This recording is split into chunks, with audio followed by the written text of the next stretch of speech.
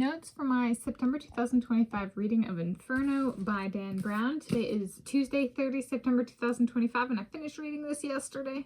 So here I, Tanis Coralee of Seattle, talk through my book and reading notes for my September 2025 reading of a fiction book about an elder Harvard male art history professor pursuing recurring visions of his with the assistance of a female medical doctor in her 30s in Italy. Inferno by Dan Brown, 2013. Doubleday edition, hardcover, ISBN in the video description. I started the book on Saturday, 20 September 2025, and finished the book on Monday, yesterday, 29 September 2025, yesterday. It's 465 pages.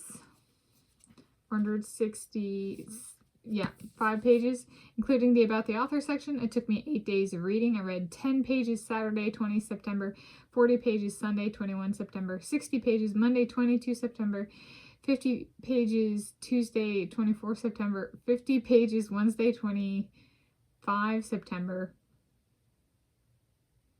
Nope.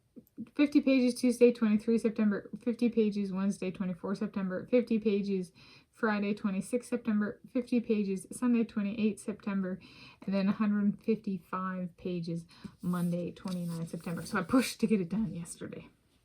And get it done this month, since I started it this month.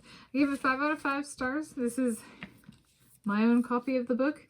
I read it back in 2013. I read this and the Dante's Inferno by Dante Alighieri, published in initially 1321, over 700 years ago.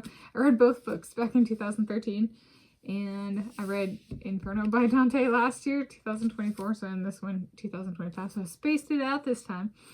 So this is essentially, it has the main character, Robert Langdon, R.L., and he wakes up with amnesia, and what he thinks is like a bullet wound, and there's a female medical doctor, Sienna Brooks, who and he wakes up in Italy, and he's a art history professor for Harvard, so he's kind of like, what am I doing in Italy with this young female medical doctor in her 30s helping, and he's having all these visions, which is kind of a Harriet Tubman plot line.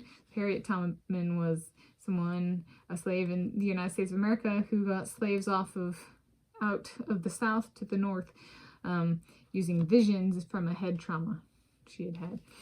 And so they kind of use that for him, like he has visions after having a head trauma.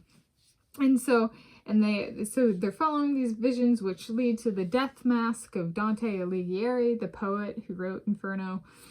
And there's this plot from this really big business biologist guy, transhumanist guy, who takes and is trying to release a plague a biological weapon onto the world. And so the plot is kind of that, and he finds out, no, he doesn't have amnesia, it's all part of a bigger, like, plot and stuff. And so their actions, it starts in Italy, in Florence, and then they go to Venice, and then they end up in Istanbul, Turkey, as they're trying to stop the spread of this, or release/spread of this plague, which turns out to be an infertility plague. So not like the bubonic plague, but like a different kind of virus. And why?